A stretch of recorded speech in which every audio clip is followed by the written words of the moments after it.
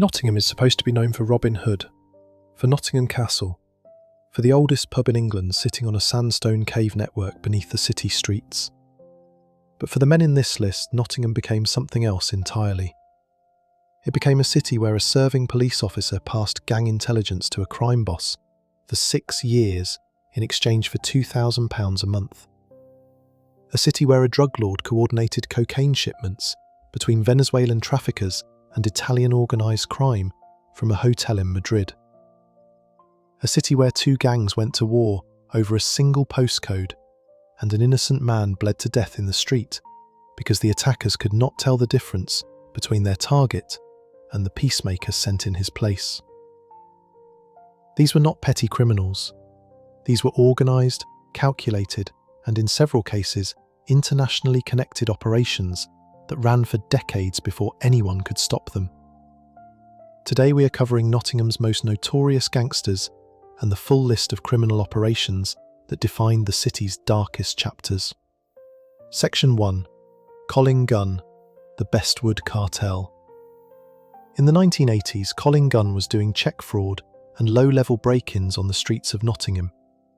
Police wrote him off as an average petty criminal, nothing that suggested what was coming. Within 2 decades, that same man would be running the most feared criminal operation the city had ever seen, with enough reach across Nottingham's Bestwood estate that police officers were on his payroll. Colin and his brother David grew up in Eastwood before moving to Bestwood in North Nottingham. That estate became their base. The brothers built an extortion network covering local shops, pubs, and clubs across the area. Pay Colin and David and your business stayed untouched. Not paying meant the opposite. Colin's reputation for violence was not exaggerated. He had enemies attacked with baseball bats. He had others covered in petrol and threatened with being set alight. Heavy steroid use had made him physically imposing. Cocaine use made him volatile. He leaned into the fear deliberately. The more people were frightened of him, the smoother everything ran. The brothers also moved narcotics through the estate, generating significant money alongside the protection racket. Colin was connected to the biggest criminal names in Nottinghamshire during these years, including the Dawes family, who operated their own substantial outfit in the county. He had actually worked for the Dawes organisation as a younger man before going independent. By the early 2000s, Colin Gunn was the dominant criminal figure in North Nottingham. That position came at a cost. In August 2003, a 22-year-old man named Marvin Bradshaw went for a drink at the Sporting Chance pub in Bulwell. Marvin was a shopfitter with no criminal record, no gang involvement, nothing. Around 700 people attended his funeral at St Mary's Church in Bulwell. He was that well known and that well liked. He left the pub in the early hours, and as he drove out of the car park, a figure standing in the glare of his headlights opened fire at his vehicle. Marvin was hit. He did not survive. The person responsible that night was Michael O'Brien. The criminal community in Nottingham believed the intended target was actually Marvin's passenger, Colin Gunn's nephew, Jamie. Marvin Bradshaw was simply in the wrong car at the wrong moment. Jamie Gunn survived that night, but did not recover from it. He started drinking heavily. He stopped eating properly. He disappeared for days at a time, losing weight, looking increasingly unwell. In spring 2004, he found out he was going to become a father. It changed nothing. His health kept declining, and in August 2004, only days after Michael O'Brien received a life sentence for the Bradshaw killing, Jamie was found dead at home. He was 19 years old. Colin Gunn decided someone would pay for that. O'Brien was already in custody, so Gunn turned his attention to O'Brien's family, specifically his mother Joan and her husband John Sterland. They were innocent people. Joan was a nurse. John had tried to be a decent stepfather to O'Brien after marrying Joan. They were not criminals. They were not gang members. They understood the danger they were in. 1 week after O'Brien's arrest in September 2003, someone opened fire through the windows of their Carlton home while they sat watching television. They left the city the following day. they moved to Goole. First, then later to the small coastal village of Trusthorpe in Lincolnshire, hoping distance would keep them safe. They turned down witness protection because they did not want to lose contact with family. That decision would end their lives. What they did not know was that David Gunn owned a caravan just 12 miles down that same stretch of coastline. The Gunns had enough reach to track the Sterlands through former British Telecom employees. The plan to kill them was put together inside David Gunn's caravan at Kingfisher Caravan Park in Ingold Mells. On August 8, 2004, 6 days after Jamie Gunn's death, John and Joan Sterland were killed at their Trusthorpe home. John was struck 6 times in the chest. Joan was hit 4 times. Nobody was ever convicted of carrying out the attack itself.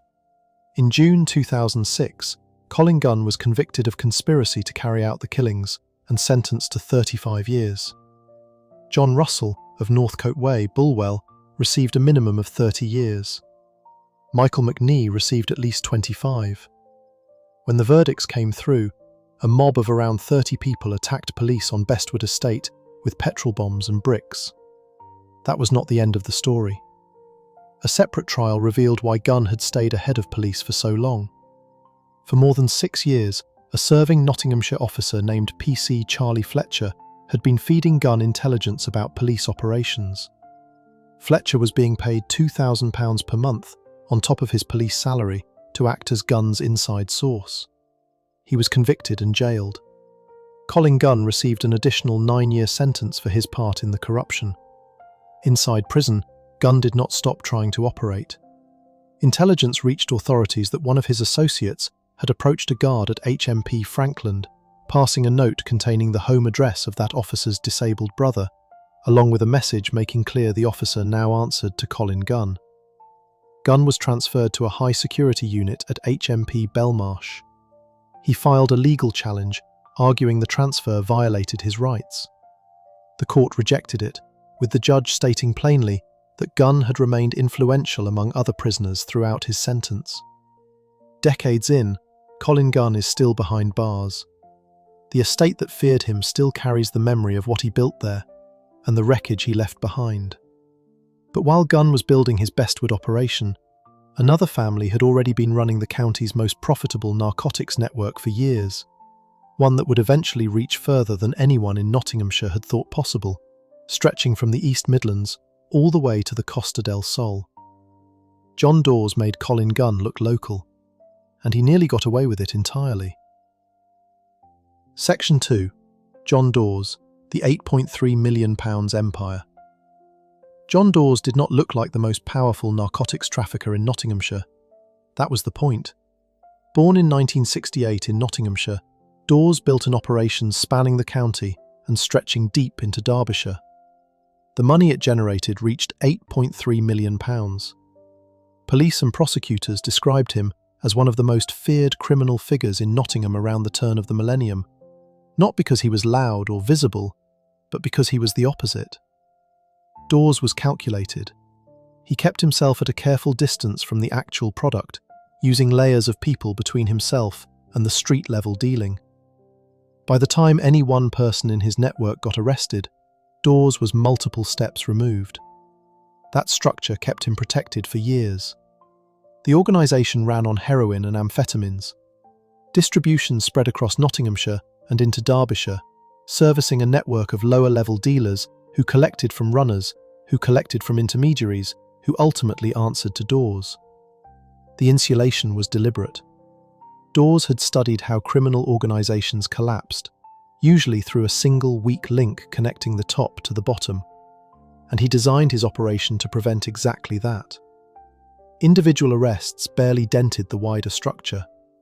Discipline inside the organisation was maintained through fear.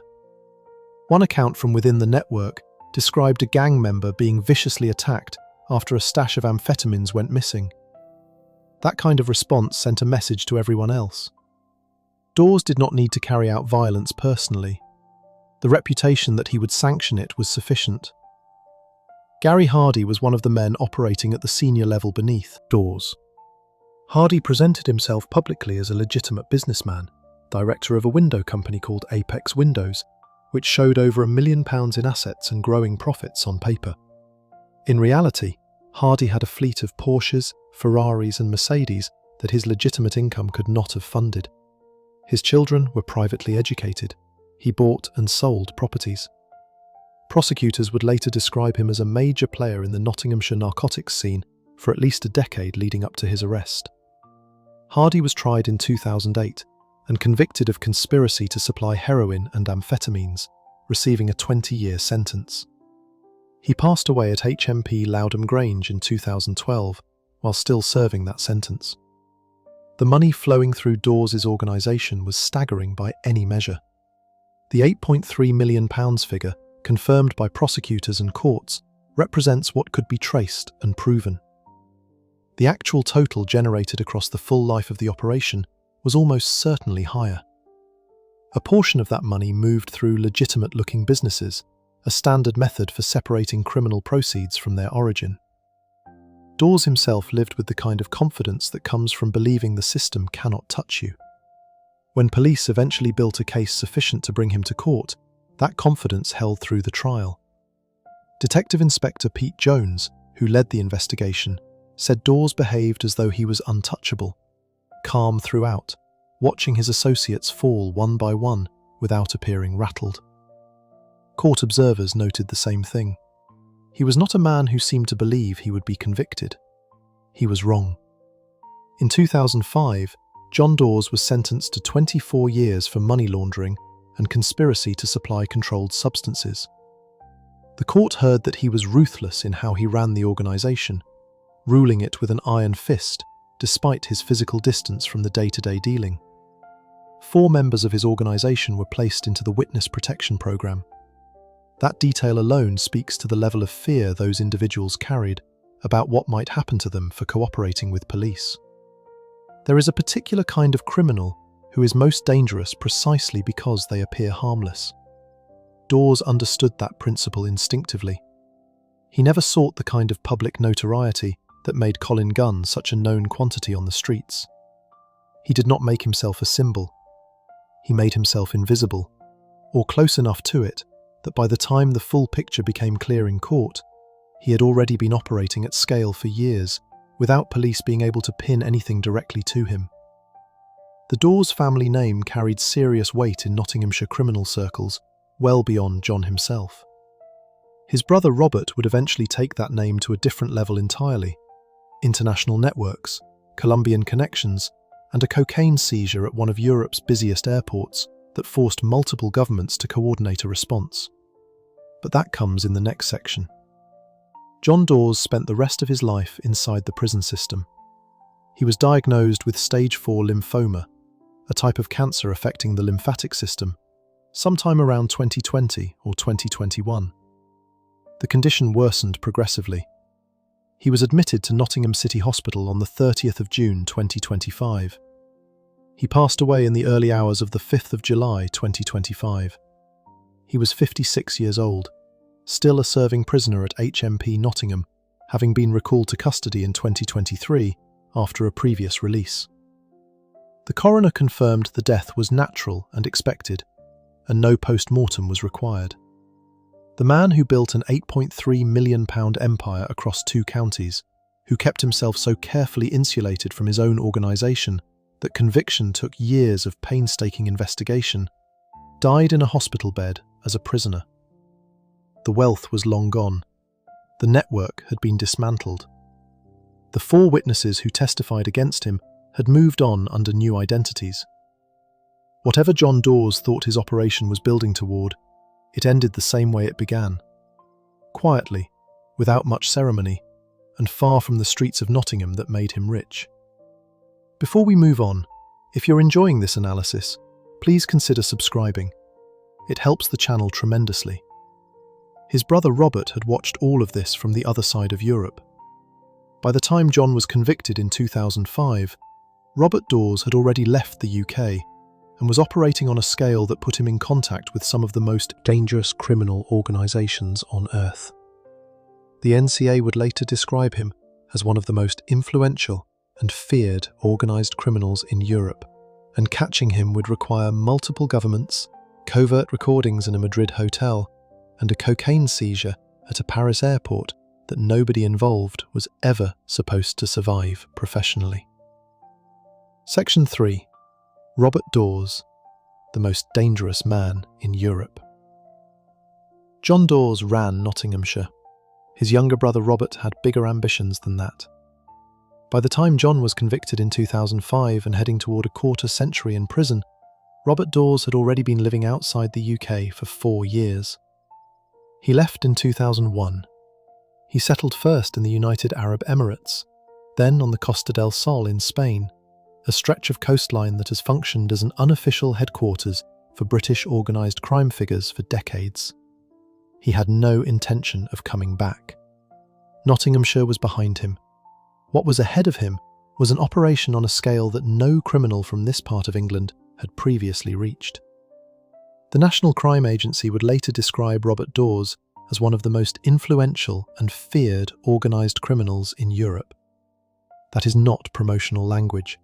It is the NCA's own assessment of a man whose network extended across multiple continents, whose criminal relationships reached into Colombian trafficking organisations and Italian organised crime structures, and whose associates were connected to serious violence, beatings, fatal incidents, and disappearances across the UK and mainland Europe. Dawes started young. He was doing break-ins by the age of 12, moved into vehicle crime, and graduated from there. People who knew him during those years described him as intelligent, genuinely so, not in the way people flatter someone they are frightened of. He was also described as unpredictable, calm one moment, capable of extreme violence the next.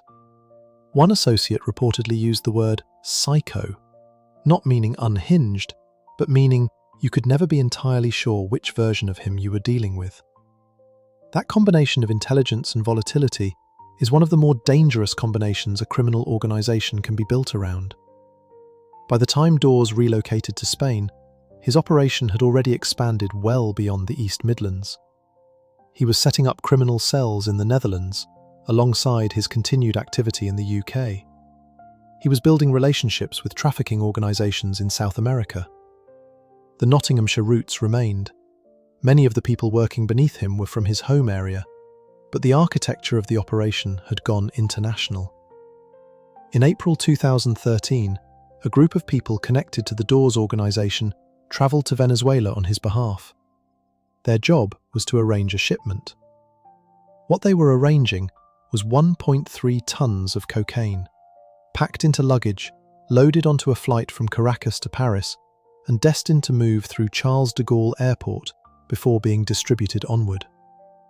That shipment never made it. Intelligence from the NCA had already reached French authorities. When the flight landed at Charles de Gaulle in September 2013, officers were waiting. The cocaine, 1.3 tons of it, stuffed into suitcases, was seized. It was one of the largest single seizures connected to a British criminal network in European history. For most investigations, that would have been the end. Arrest the couriers, process the seizure, close the file. But the NCA had a broader target in mind. They knew Dawes was at the top of this network. They knew the couriers were not the story. So the investigation continued. What had already been captured through surveillance gave investigators something significant. Dawes had travelled to Madrid and met with 2 individuals. A man named Cepeda, described as a senior-level member of the Cali criminal organisation from Colombia, and a Venezuelan contact named Rincon. The meeting took place in a hotel lounge. The Guardia Civil had obtained technology specifically to monitor it. Dawes was recorded during that meeting. On those recordings, he discussed his involvement in the Paris importation. He talked about his ability to move large quantities of Class A substances. He gave instructions about secure communication devices, handing one to Rincon and telling him to take it to Venezuela. He was talking openly in a hotel lounge because he believed he was not being heard. That recording would later be central to the case against him. The investigation, Operation Enamored, ran for 2 years. By the end of it, around 80 people connected to or working for the Dawes network had been arrested across the UK. The East Midlands Special Operations Unit and Nottinghamshire Police handled the domestic side. The NCA coordinated across France, Spain, the Netherlands, and South American contacts. It was the kind of operation that requires multiple governments signing off on shared intelligence, shared surveillance resources, and shared credit for a result that none of them could have achieved alone. Robert Dawes was eventually brought to trial in Paris. The proceedings lasted 2 weeks. He was 46 years old by this point. The trial concluded in December 2018. He was found guilty of narcotics trafficking offences and sentenced to 22 years in a French prison, where he remains to this day. The NCA's deputy director at the time, Matt Horn, was direct in his assessment. Dawes was a very significant criminal. His network was associated with serious violence. Offences involving beatings, firearms incidents, and fatal cases were connected to his organisation in both the UK and internationally. His reach into South American trafficking structures and European organised crime had made him a figure that operated at a level few British criminals have ever reached. He started in Sutton in Ashfield, doing break-ins as a child. He ended up in a French prison, serving 22 years for coordinating a 1.3-ton cocaine movement between Venezuela and Paris while living on the Costa del Sol and meeting Colombian cartel figures in Madrid hotel lounges. The distance between those 2 points, geographically, financially, criminally, is almost absurd when you lay it out in sequence. The Dawes family represented one era of Nottinghamshire serious organised crime, methodical, structured, built on long-term relationships and careful insulation from the product itself. What came next was different in almost every way. Louder, younger, filmed on camera by choice, and operating in a city where the next generation of criminal networks were willing to discharge weapons in residential streets in broad daylight. Gary Hardy died inside. John Dawes died inside. Robert Dawes is still serving his sentence. And in Nottingham, while all of that was playing out, a new kind of criminal had already arrived. One who did not hide at all. Section 4. Gary Hardy, the businessman general. Most people who knew Gary Hardy knew him as a businessman. He was the chairman of Eastwood Town Football Club for a period. He ran a company called Apex Windows, which looked healthy enough on paper. Over £1 million in assets, growing profits year on year, a legitimate operation with a legitimate paper trail. He had a family. He had a public profile in his community. Nothing about the surface of Gary Hardy's life pointed toward what was sitting underneath it. What was sitting underneath it was a decade-long role at the senior level of the Dawes narcotics cartel, described in court as one of 3 generals running the operation across Nottinghamshire. The other 2 answered to Robert Dawes. Gary Hardy was one of them. The fleet of vehicles Hardy kept made his actual income obvious to anyone paying attention. Porsches, Ferraris, Mercedes. A prosecutor at his trial laid it out directly. Hardy had a cash-rich lifestyle, a stable of hugely expensive cars, property investments, and children in private education. Apex Windows could not have funded any of that. The company's numbers and Hardy's actual outgoings did not come close to matching. But for years, the front held. Hardy appeared to the outside world as a successful, community-connected businessman. That appearance was the job. His role inside the Dawes structure involved receiving and distributing Class A substances at volume. A court witness described the financial mechanics in detail. Each kilo of heroin that moved through the network generated around £40,000 on the street. Hardy, as one of the 3 senior figures, received £8,000 from each kilo. The substance was moving constantly. One witness described collecting a kilo every 7 to 10 days, hiding the product in buckets buried in woodland to keep it concealed between collections. At that pace, the money accumulating at Hardy's level was substantial. The witness who provided much of this detail from inside the network was a man, who had initially become involved over a business debt. He had been a university student before his life intersected with Rob Dawes over an unpaid loan. What followed was not optional. Dawes had pressed a firearm against his head when the debt could not be paid. From that point, the man was inside the organisation, running errands, transporting product, operating an amphetamine production site in Colin. He eventually approached a London solicitor from prison in 2006 and made contact with Crime Stoppers, agreeing to give evidence. His testimony would help build the case that brought Hardy down. Hardy's connection to the Gunn brothers was not incidental. Colin and David Gunn were among the 30 people who each paid £1,000 to enter a lottery Hardy organised for a Mercedes he owned. The winner was determined by the National Lottery bonus ball number each week. The prize was the car.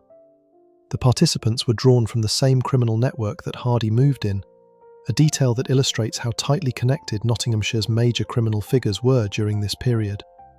These were not separate, competing organisations operating in isolation. They overlapped constantly, socialised together, and in many cases did business together. Hardy went to trial in June 2008. The proceedings lasted 3 months. He appeared in court alongside his brother Paul Hardy and their mother June Mewers, all facing narcotics-related charges. Hardy was 45 years old. The prosecution case rested on witness testimony from inside the network, financial analysis that dismantled the Apex Windows cover story, and surveillance material gathered during the investigation. Hardy was convicted of conspiracy to supply heroin and amphetamines, money laundering, and possessing criminal property. He was sentenced to 20 years. Paul Hardy was also convicted of narcotics offences. He passed away at HMP Lodham Grange in 2012, while serving a 12-year sentence. What Gary Hardy's story adds to the picture of Nottinghamshire's criminal history is something the more visible figures like Colin Gunn do not provide. A clear view of how organised crime embeds itself inside legitimate commerce. Gunn was known. His reputation was the point. Hardy's reputation was the opposite. He was the criminal who hid inside a football chairmanship and a window company, who attended community events and conducted business meetings, who made himself look like exactly the kind of person nobody needed to look twice at. That model, the legitimate front, the maintained public profile, the deliberate distance from anything that looked criminal, was borrowed directly from the Dawes family playbook. John and Robert Dawes had understood from early on that visibility is a liability. Hardy applied the same logic. For roughly 10 years it worked. The prosecutor's summary at his trial captured it precisely. For at least a decade leading up to his arrest, Gary Hardy was a major player in the narcotics scene in Nottingham and the surrounding area. The cars and properties and private school fees were not signs of success. They were evidence. The Dawes network, which Hardy served as a senior figure, is now largely dismantled. John Dawes is gone. Robert Dawes is in a French prison. Gary Hardy's trial closed a chapter. But what the Dawes-era criminal structure left behind in Nottingham was not nothing. It left a city where serious organised crime had been operating at scale for years, where networks had been built and relationships had been established, and where younger people had watched what that kind of operation looked like and drawn their own conclusions about what was possible. Before we move on, if you're enjoying this analysis, please consider subscribing. It helps the channel tremendously. The next generation that emerged from Nottingham's criminal landscape did not share the Dawes' instinct for staying hidden. They went in the exact opposite direction. Narcotics empires announced through music videos, weapons discharged on residential streets in the middle of the day, and a gang leader who would eventually be caught on a victim's own dashcam while committing a street attack in Bilborough. Akeem Chand was not trying to look like a businessman. He was trying to look like a star. Section 5. Akeem Chand, the drill rapper who built an armed empire. Akeem Chand was 27 years old when he was sentenced to life in prison at Nottingham Crown Court in October 2021. He had spent the previous 3 years building one of the most profitable and heavily armed narcotics operations Nottinghamshire police had encountered in the modern era, and documenting almost all of it on camera. Chand grew up in Aspley in northwest Nottingham. By his mid-20s, he was running a network of dedicated phone lines, numbers given out to customers who would call or message to arrange collections, serviced by a rotating team of couriers and enforcers working across the city and county. The operation covered Nottingham itself, Mansfield, and Sutton in Ashfield. Each line was managed separately, generating its own income stream, feeding back into a central structure that Chand sat at the top of. At its peak, the enterprise was putting £16,000 per month in profit into Chand's own pocket alone. The stash houses used to store narcotics and conceal weapons were spread across the area. One property on Bestwood estate was used so regularly by the gang that they filmed a music video in it, balaclava-clad members posing with the kind of props that left nothing ambiguous about what the footage was advertising. That was a pattern throughout Chand's operation. In March 2019, several members of the gang, none of whom had any legitimate income of note, flew to the Caribbean coast of Mexico. They rented a private villa. They hired a luxury motor yacht. Both locations were used as backdrops for a professionally produced music video in which the group openly discussed narcotics dealing, displayed large quantities of cash, and showed off jewellery collections. Chand himself was later described in court as someone who had upgraded his watch from a £10,000 model to a £20,000 Rolex and made sure to mention it on camera. The gang broadcast their wealth and their activities online, apparently unconcerned about who was watching. Police were already watching. Nottinghamshire police were first alerted to the group's activities in December 2018, when a weapon was discharged at a vehicle in Minver Crescent, Aspley. Officers believed rival gang members were the intended targets.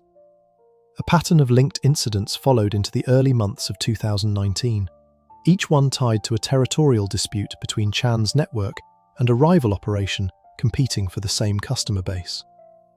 The incidents were serious enough that investigators committed to a major covert operation to identify those responsible and dismantle the network behind the attacks.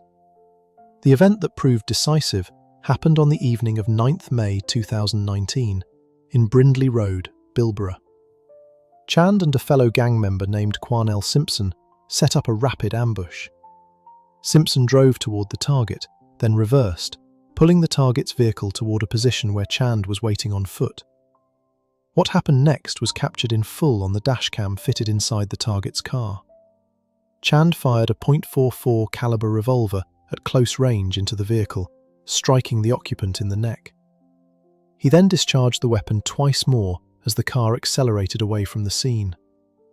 The victim survived. The footage did not disappear. Within days, further related incidents followed. On the night of 12th May, a vehicle belonging to one of Chand's own associates was targeted in Moregill Close in an apparent response. On 22nd May, another attack took place in Hazel Hill Crescent, Bestwood, directed at rivals who had previously knocked one of Chand's associates from a motorcycle. Nottinghamshire police by this point were certain the incidents were linked and that Chand was the central figure. A covert listening device was placed inside Chand's car. What it recorded was comprehensive. Investigators retrieved audio of the gang conducting narcotics transactions, discussing the logistics of their operation, and talking openly about the attacks on rivals. The combination of the dashcam footage, the covert audio, and the financial evidence built during the wider investigation left very little for the defence to work with when the case eventually reached trial. The trial ran for more than 15 weeks at Nottingham Crown Court. 6 men were ultimately convicted of 2 charges: conspiracy to possess firearms with intent to endanger life, and conspiracy to possess ammunition without a firearm certificate. Each had previously entered guilty pleas on the narcotics supply charges. When sentencing came in October 2021, Judge James Sampson was direct about Chand specifically. His words from the bench were unambiguous. Chand was described as a ruthless and criminally ambitious individual who held power over others and who would not relinquish that power voluntarily, even from inside prison. The judge stated that he could not predict when it would be safe to release Chand, and that the public required protection from him until he was, in the judge's own words, old and weak. Chand received a life sentence with a minimum term of 20 years before he becomes eligible to be considered for parole. Orlando Escoffery, 28, formerly of Fenton Road, Bestwood, received 23 years. Devante Newfill received 20 years. Kiefer Smith, formerly of Dorman Close, Hucknall, received 17 years. The case did not close in 2021. A retrial for 4 additional members of the same network concluded in November 2023. Jason Millety, 33, formerly of Longdale Road, Sherwood, was convicted of possession of a firearm with intent to endanger life, possession of ammunition, and conspiracy to supply Class A and Class B substances. Because of a previous conviction for an identical firearms charge, Millety received a life sentence with a minimum term of 14 years. Jaden Gorowoda, 28, formerly of Tenbury Crescent, Aspley, was jailed for 22 years on the same combined charges. Across both rounds of sentencing, the gang accumulated well over 170 combined years behind bars. Chand is still in prison. The music videos are still online. While Chand was running his operation from Aspley, another criminal was working a different part of Nottingham entirely, one who had already been through the prison system once, had seen what happened to people who got caught, and had decided the answer was not to be more careful, but to go bigger. Craig Moran returned from his first sentence and immediately started building what a judge would later describe as a Premier League-level criminal cartel, running weapons and narcotics lines between Manchester and Bestwood until the day his own body bore the consequences of the business he was in. Section 6. Craig Moran, the Premier League cartel. Craig Moran came out of prison and immediately went back to work. That sentence is the core of his story. He had already served time before Operation Encyclic began building a case around him in 2017. The experience of custody had not produced caution. If anything, the pattern that emerged from the subsequent investigation suggested the opposite, that Moran came out of his previous sentence looking to operate at a higher level than before, with more product moving through more channels and weapons stockpiled to protect all of it. Nottinghamshire Police launched Operation Encyclic in response to a spike in narcotics and weapons-related incidents in and around the Bestwood estate. Bestwood had a long history in the county's criminal landscape. Colin Gunn had built his operation there, and the estate carried that legacy into the years that followed. Moran was the dominant figure in a new chapter of that same geography. The first physical evidence directly linking Moran to the operation came in October 2017, when officers executed a warrant on a property in Leybourne Drive on the Bestwood estate. Inside, they found a sawn-off shotgun. DNA recovered from the weapon connected it to Moran. That was the opening of the thread. From there, the East Midlands Special Operations Unit came in alongside Nottinghamshire Police to pull on it. A month later, 2 handguns were found inside a car that had been abandoned in Morell Bank in Bestwood, a street close to the home of Callum Sims, who was Moran's cousin. In April 2018, officers executed a warrant at a property in Wendling Gardens, Bestwood, the home of Lee Hudson, Moran's nephew. What they found there made the scale of the operation tangible. 58 cannabis plants, cannabis already packaged in bags, growing equipment, £13,000 in cash, a cash counting machine, 2 encrypted mobile phones, and 131 rounds of ammunition. The weapons and narcotics line that Moran had constructed ran between Salford in Manchester and the Bestwood estate in Nottingham. The Manchester end was operated by a woman named Jodie Danson, 43, formerly of Edmund Street, Salford. She handled the supply side in her area. Moran ran the Nottingham end, receiving product, distributing it across his network, and keeping weapons available to protect the operation from interference. The structure was a 2-city arrangement, with Moran as the senior figure bridging both locations. Judge Michael Aughty KC, who presided over the sentencing hearing in August 2024, described Moran's organisation as a Premier League-level cartel. That characterisation was not rhetorical. The volume of narcotics moving through the network, the quantity of weapons recovered across the investigation, and the geographic reach of the operation from Manchester into Nottinghamshire reflected a criminal enterprise operating at serious scale. The judge further noted that upon his release from his previous custodial sentence, Moran could not resist the trappings of conspicuous wealth, and that this inability to stay away from the criminal lifestyle had driven everything that followed. What happened to Moran before his arrest told its own story about the world he was operating in. He was kneecapped.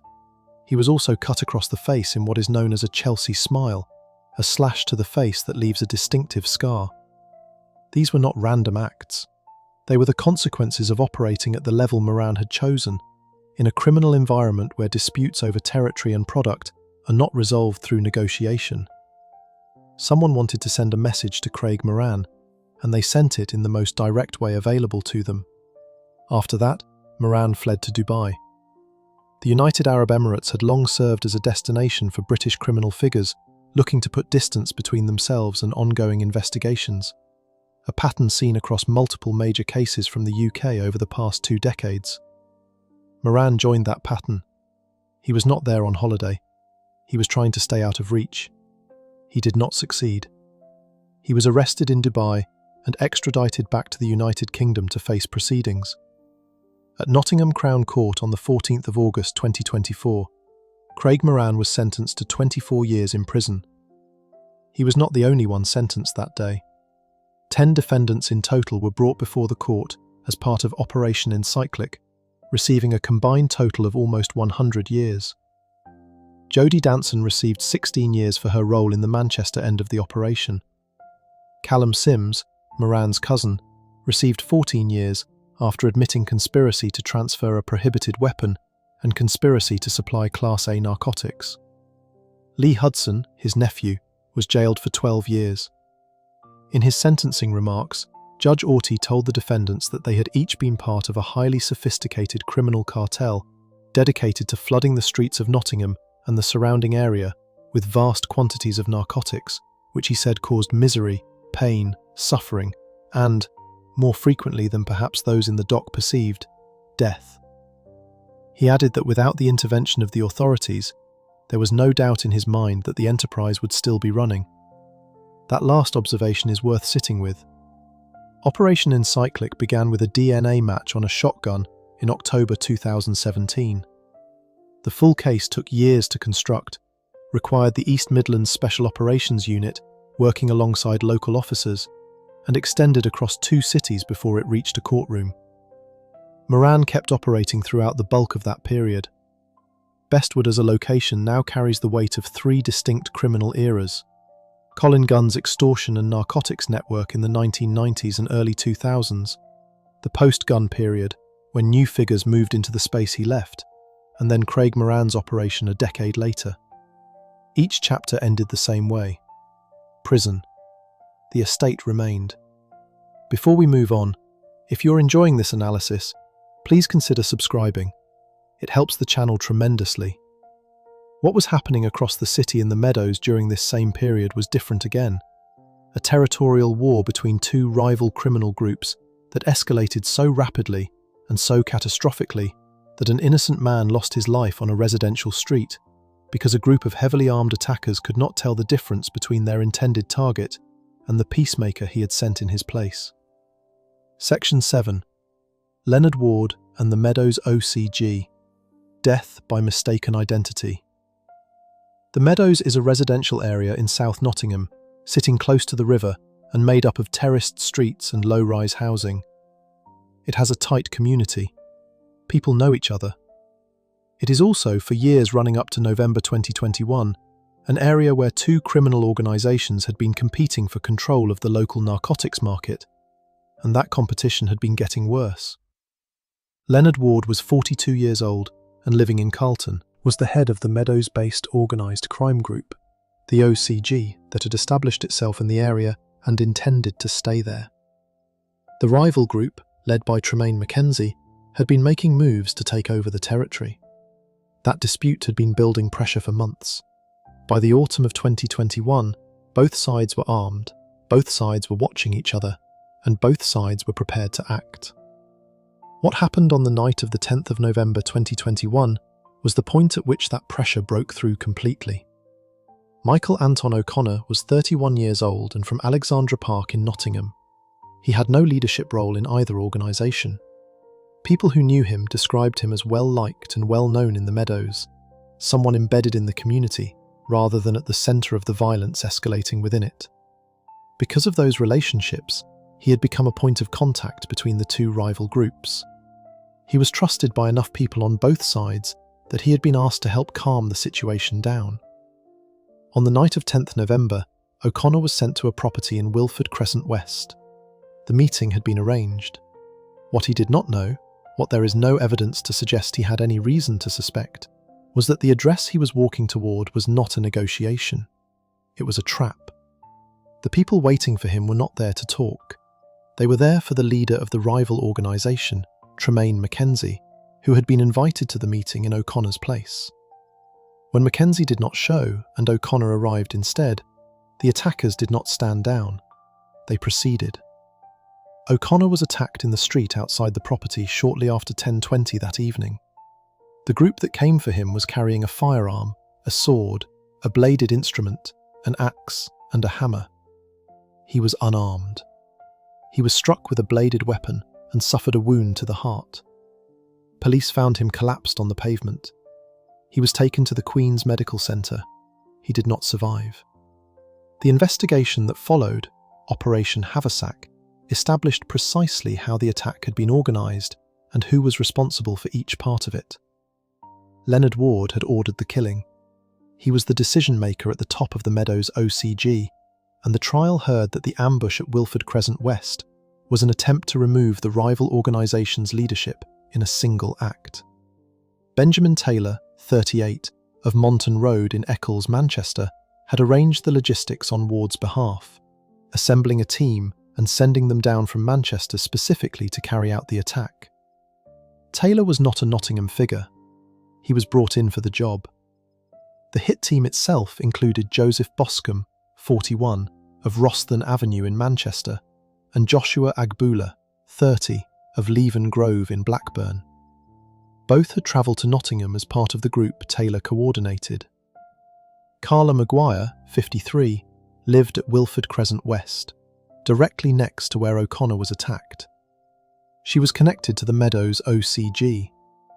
The prosecution case included evidence that she had turned off the CCTV camera at her property in the period immediately before the attack took place. Her son, Jerome Sheard, 31, who also lived in the area, was identified as Ward's right-hand man and a core member of the OCG that ordered the killing. Her other son, Michael Maguire, 35, was also living at the property and was convicted of involvement in the murder. Paula Usherwood, 39, of Central Avenue in Beeston, had met the intended target on the morning of the attack, part of how the meeting at Wilford Crescent West was set up. Prosecutors described her role as central to arranging the ambush. She was also the person Tummaine McKenzie would go looking for in the street immediately after the attack. That sequence of events forms the basis of the second Operation Haversack trial, which is covered in the next section. The trial opened at Nottingham Crown Court in October 2022. It concluded in June 2023, with 9 people convicted of the fatal attack on Michael O'Connor. The sentencing hearing that followed produced one of the longest combined totals in Nottinghamshire criminal history. Leonard Ward received 32 years. Benjamin Taylor received 32 years. Michael Maguire received 32 years. Joseph Boscombe received 32 years. Joshua Agboola received 31 years. Jerome Sheard received 31 years. Paula Usherwood received 30 years. Across all 9 defendants, the total exceeded 260 years. Assistant Chief Constable Rob Griffin of Nottinghamshire Police described the attack as cowardly in the extreme. O'Connor was unarmed. He had gone to the meeting as a peacemaker, and what met him was a group of masked individuals carrying multiple weapons with no intention of leaving the street without a body. Michael O'Connor did not belong to either side. He was trying to stop what was coming. He walked into an ambush that was not even meant for him, and he died in the street outside a house where the CCTV had been deliberately switched off minutes before he arrived. 9 people are now serving sentences totaling more than 260 years for what happened that night. But the story of Operation Haversack did not end with Ward's conviction.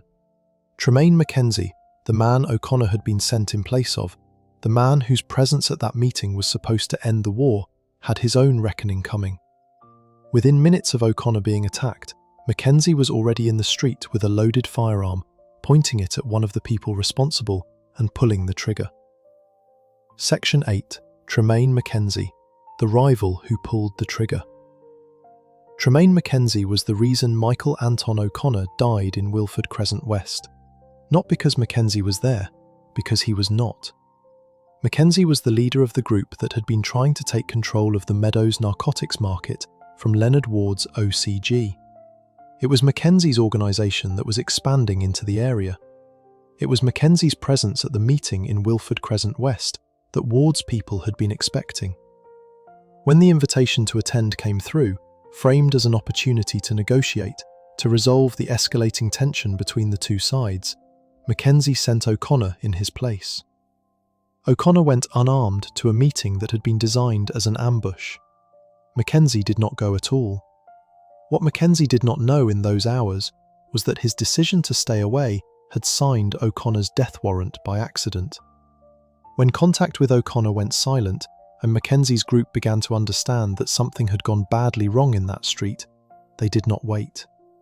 Within minutes of O'Connor being attacked in Wilford Crescent West, McKenzie had assembled his associates and they were moving through the Meadows looking for the people responsible.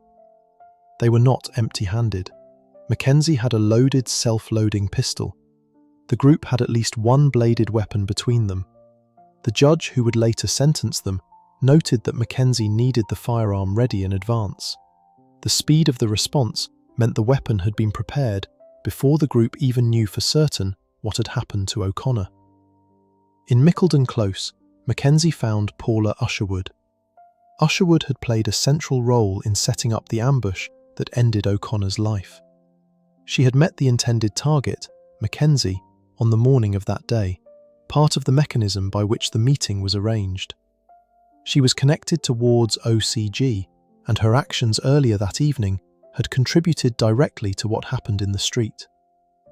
McKenzie, coming into Mickleden Close with his group, had found exactly the person he was looking for. He cornered her. He raised the pistol. He pointed it at her and pulled the trigger. The firearm did not discharge. It had either misfired or jammed at the critical moment. McKenzie, caught on CCTV in the seconds that followed, was seen handling the weapon, working to clear whatever had prevented it from firing. In doing so, the pistol ejected a cartridge onto the ground. Usherwood was alive. She fled the scene. The cartridge remained in the street as evidence.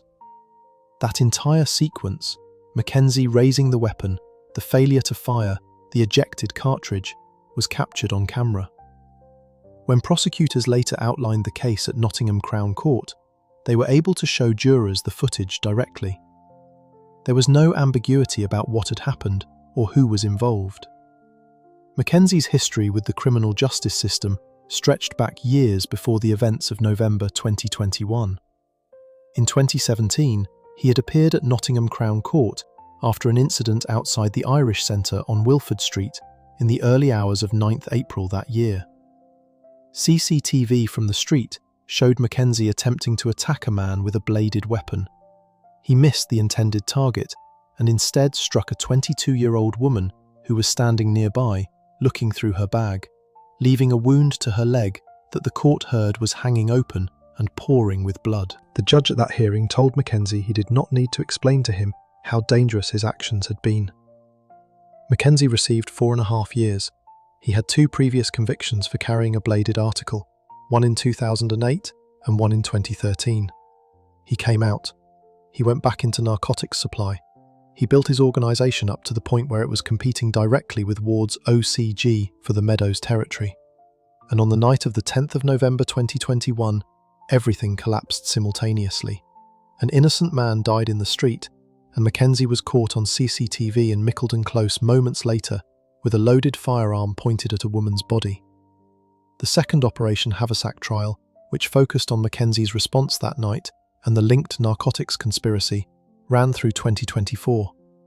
Jurors heard the full account of how McKenzie's group had been operating, controlling the supply of heroin and crack cocaine into the Meadows, attempting to consolidate their position against Ward's OCG through the combination of narcotics dealing and the threat of serious violence. Expert imagery analysis of the CCTV footage, combined with other evidence assembled by the East Midlands Special Operations Unit, produced guilty verdicts in August 2024. Sentencing took place at Nottingham Crown Court in September 2024. 9 people connected to McKenzie's operation were jailed for a combined total of more than 85 years. Jimmy Reeves, 49, formerly of Bernard Street, Sherwood, received 12 years for his role in the narcotics conspiracy. Jessica Dennis, 21, of Lightwood Road, Buxton, received 10 years after being convicted of conspiracy to supply Class A substances alongside the firearms charges. Melissa Lynn, 34, of Scrivelsby Gardens, Chilwell, received 8 years. Kishan Vyas, 29, formerly of Lammas Gardens, the Meadows, received 9 years and 2 months. McKenzie himself stood as the lead defendant throughout, the figure at the centre of both the territorial narcotics war and the failed attempt to discharge a firearm at a woman in a residential close. The judge was clear in sentencing about the recklessness of what had taken place. A stray round from McKenzie's pistol could have entered a neighbouring property or struck a bystander. The fact that the firearm did not discharge was not a reflection of any restraint on McKenzie's part. He had pulled the trigger. The outcome was the result of a mechanical failure, not a decision. Between them, the 2 Operation Haversack trials produced sentences exceeding 350 combined years, all arising from one night in the Meadows, one failed peace meeting, and one man who walked unarmed into a street where nobody was waiting to negotiate. Before we move on, if you're enjoying this analysis, please consider subscribing. It helps the channel tremendously. Not every criminal organisation in Nottinghamshire during this period operated through territorial violence and street-level confrontation. Some went in a completely different direction, building their networks quietly across multiple counties, recruiting children to carry product, and reaching as far north as Scotland, while running the entire operation through dedicated phone lines and bulk text messages. Fukula and Kubay did not need a postcode war. They built something more like a logistics company, and they nearly got away with it. Section 9. Fukula and Kubay, the county lines empire that reached Scotland. The whole thing started unravelling because of a car crash. In September 2022, and Kubay was seen running away from a vehicle collision in Nottingham. Officers attending the scene found a mobile phone connected to one of the group's narcotics lines. That phone number and the data on the device gave Nottinghamshire police the first thread of what would turn into one of the largest county lines investigations the force had ever conducted. Within months, 11 more people had been arrested following a series of coordinated raids. By June 2025, 12 members of the organisation had been sentenced at Nottingham Crown Court to a combined total of 130 years. Fukula and Kubay were both 29 years old. They led the operation together, and Kubay handling the broader strategic and financial side, Fukula more hands-on in the day-to-day running. Between them, they had constructed a narcotics distribution network that operated across Nottinghamshire, Derbyshire, Lincolnshire, and Leicestershire, with one line reaching as far north as the Aberdeen area of Scotland. Investigators identified 13 separate phone lines connected to the group. Each line functioned independently, its own number, its own customer base, its own courier arrangements, feeding back into the same central supply structure that Fukula and Kubay sat above. The product was heroin and crack cocaine. The customers were addicts. The marketing approach was corporate in its efficiency. The group sent out more than 33,000 bulk text messages to a customer database of over 1,400 numbers, advertising availability and pricing the way a legitimate business might run a promotional campaign. Couriers collected the minimum amount of product necessary for each run, reducing what any one person could be caught carrying. Stash locations were spread and rotated. The organisation had been designed specifically to limit the damage any single arrest could cause. It had also been designed to generate serious money. Kubay was open about the numbers. he told people he was earning £20,000 per week from the operation. Whether that figure was precise or inflated for reputation, what the investigation confirmed was a lifestyle that matched the claim. Rolex watches, designer clothing, professionally produced photographs with stacked cash, exotic travel. The gang documented all of it and posted it publicly, in the same pattern that had defined Akeem Chand's operation years earlier. Music videos, photographs with cars and jewellery, visual proof of wealth that was designed to recruit, to impress, and to signal status within the criminal world they were operating in.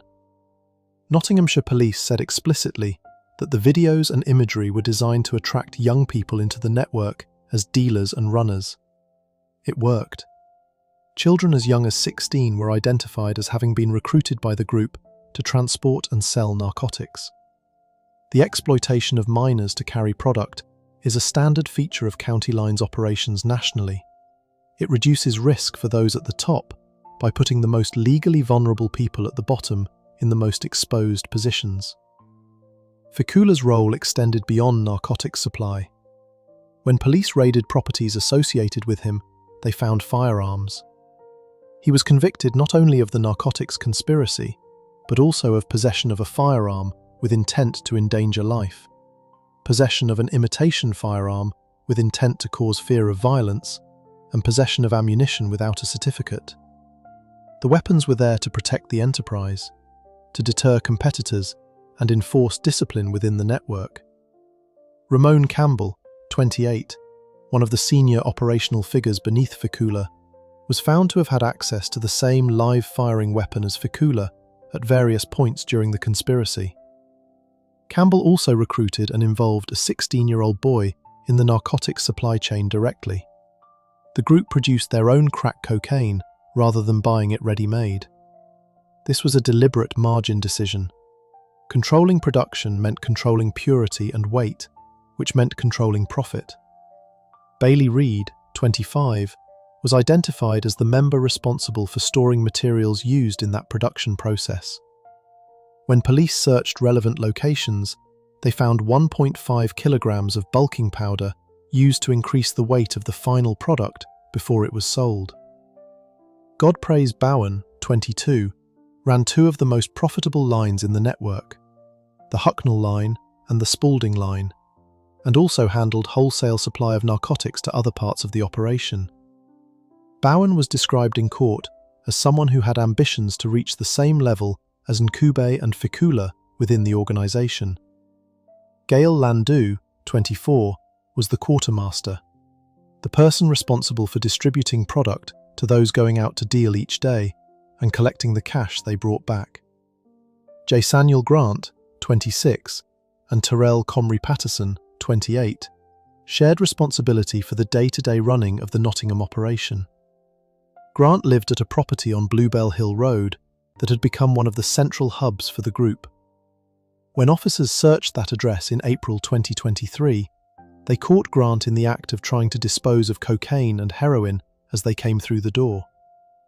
Comrie Patterson was separately identified as having controlled a 16-year-old boy. The child was sleeping at the address and being used to transport narcotics. At Nottingham Crown Court on June 3, 2025, Judge Mark Watson sentenced all 12 members of the organisation. Fukula received 21 years, and Kubay received 15 years. Campbell received 16 years, Bowen received 15 years, Landau received 8 years and 3 months. The remaining members received sentences ranging from 6 to 10 years, depending on their individual roles and the charges against them. Detective Inspector Luke Todd of Nottinghamshire Police described the investigation as an illustration of the industrial scale at which County Line's operations now function. Not small, reactive, street-level dealing, but organised distribution networks with dedicated marketing, tiered management structures, and geographic reach spanning hundreds of miles. 13 phone lines, 33,000 marketing messages, 130 combined years. The operation that Fukula and Kubay built was large enough to reach Scotland. It was brought down by a car crash and a phone left at the scene. The final case in this list sits apart from everything else covered so far, not because it was larger, or more violent, but because of the sheer audacity of how it was run. VJ Samuels did not try to hide inside a legitimate business like Gary Hardy. He did not flee to Dubai like Craig Moran. He flew to Thailand, rented luxury apartments on the other side of the world, and ran his Nottingham narcotics operation remotely for 8 months while police were dismantling it beneath him, one arrest at a time. Section 10. VJ Samuels, the boss who ran it all from Thailand. VJ Samuels was 30 years old and sitting in a luxury apartment on the other side of the world when Nottinghamshire police started taking his organisation apart around him. He had been in Thailand for months by that point. He had flown out specifically to avoid arrest, putting roughly 6,000 miles between himself and the narcotics operation he was still running back in Nottingham. He and his girlfriend Hannah Queener moved between high-end rental apartments. They spent money, they lived well, and Samuels from that distance kept giving instructions. The operation itself was straightforward in structure compared to some of the networks covered earlier in this video. 2 dedicated narcotics phone lines running crack cocaine, heroin, cannabis and cocaine across Nottingham between August 2022 and November 2023. The product was sourced from Yorkshire. A member of the organisation named Andrew Mitchell was responsible for regularly travelling to Huddersfield and Bradford to collect bulk quantities of narcotics and bring them back to Nottingham for distribution. Mitchell was the supply chain. Samuels was the decision maker. Everyone else sat between those 2 points. To keep his own name off anything traceable, Samuels had the money generated by the operation paid into accounts belonging to Queener and his former partner, Charlotte Franklin, of Eastglade Road, Bestwood. Neither account was in his name. The financial separation was deliberate, a basic but functional attempt to put distance between himself and the proceeds of what the organisation was doing on the streets. The first crack in the operation came in April 2023. Nottinghamshire police stopped a vehicle carrying Jake Worrell and Gary Castledine, 59, of Stowe Avenue in West Bridgford. Officers found large quantities of crack cocaine inside the car. Forensic testing of the narcotics produced fingerprints belonging to Lyndon Wilson, 38, of Yates Gardens in Top Valley, a man who had access to bulk quantities of Class A and Class B substances and was storing product inside his home address. When officers executed a warrant at Wilson's property in September 2023, they found narcotics inside. Wilson was arrested. Each arrest produced evidence pointing toward the next person. That is how the investigation moved, methodically, one step at a time, pulling at threads that led back toward the centre. Samuels, in Thailand, was watching his network get dismantled from a distance and could do nothing to stop it. He had built the organisation around himself in a way that meant when it came apart toward him. Francesca Calamiello, 45, of Whitcomb Gardens in Top Valley, and Damien Bohan, 44, of the same address, were both identified as significant figures within the operation and were taken into custody as the investigation progressed.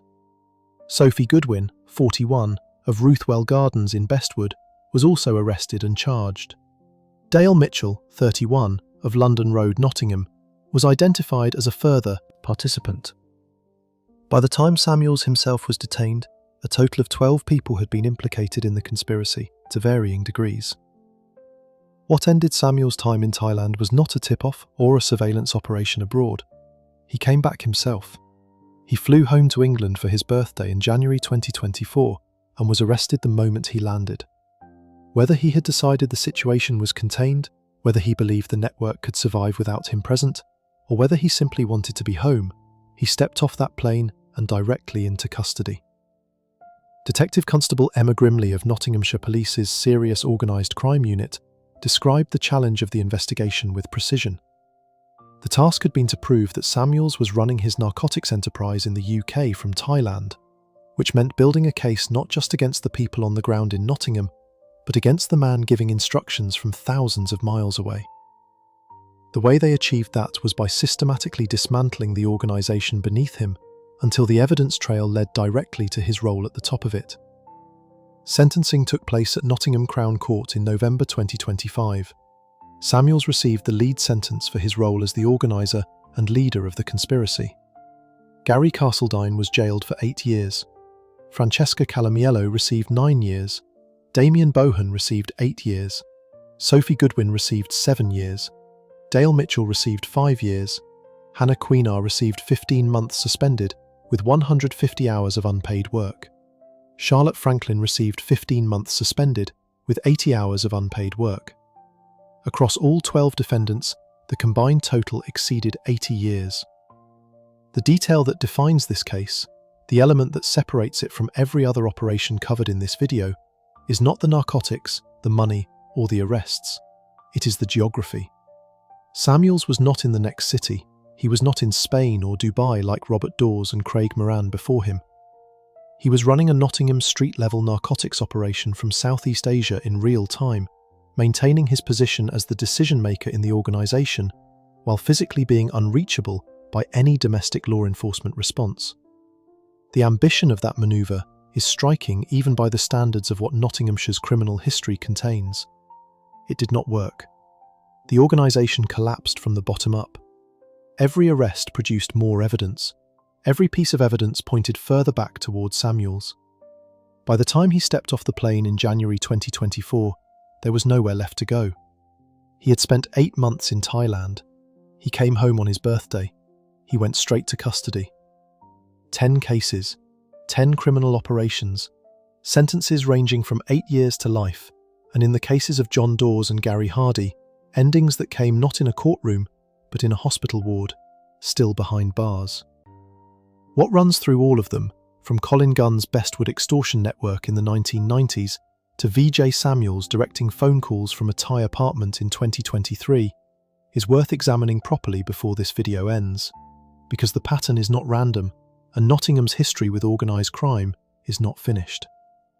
If you enjoyed this breakdown, make sure to subscribe. Thanks for watching, and I'll see you in the next one.